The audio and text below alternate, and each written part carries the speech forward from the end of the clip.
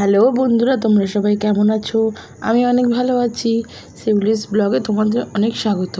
দেখো, আমি ফার্স্টে ওটসের গুঁড়ো নিয়ে নিয়েছি, তার মধ্যে গাজর গ্রেট করে, পেঁয়াজ লঙ্কা গ্রেট করে নিয়েছি। এবার গ্যাসে একটা ফ্রাই প্যান বসিয়ে নিয়েছি। এবার ভালো করে এই সব ইনগ্রিডিয়েন্টসগুলোকে একটু জল দিয়ে ব্লেন্ড করলাম। তার মধ্যে একটা ডিম ফাটিয়ে নিলাম, নুন গোলমরিচ গুঁড়ো দিয়ে ভালো করে মিক্স করলাম। ভীষণ সুন্দর করে মিক্সটা করতে হবে যাতে কোনো রকম ক্লড না থেকে যায় ওটসের। করার পরে দেখো কি সুন্দর ব্যাটারটা তৈরি করে ফেলেছি আমি। এবার ফ্রাই প্যানের মধ্যে একটু তেল গরম করে নিলাম, জাস্ট তেল ব্রাশ করতে হবে একটুখানি সামান্য, কারণ এটা হচ্ছে হেলদি এবং টেস্টি রেসিপি।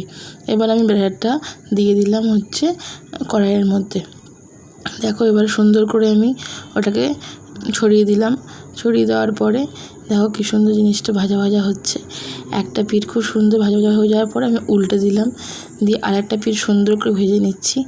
দেখো কী সুন্দর, দেখতে পাচ্ছ? খুবই সুন্দর। তারপর আমি সাজিয়ে নিলাম আমার ডিনার প্লেটটা। দেখো, যদিও বা সসটা খাওয়া কিন্তু হেলদি নয়, তাও আমার সস খেতে ভালো লাগে, নাহলে একটু কেমন লাগে শুধু শুধু এরকম ধরনের অমলেটটা খেতে। তাই একটু সস আর স্যালাড দিয়ে আমি খেয়ে ফেললাম আজকের এই সুন্দর ওটসের অমলেটটা। এটা হেলদি এবং টেস্টি। প্রত্যেক মানুষের খাবারের তালিকায় একটু করে ওটস থাকা খুবই জরুরি। আর তার মধ্যে দেখো, এর মধ্যে কিন্তু ভেজিটেবলসও আছে।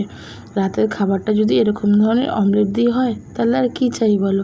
তোমরা প্রত্যেকে এই রেসিপিটা করে খাবে এবং আমাকে কমেন্ট করে জানাবে কিন্তু কেমন হয়েছে। আজকের মতো টাটা, বাই।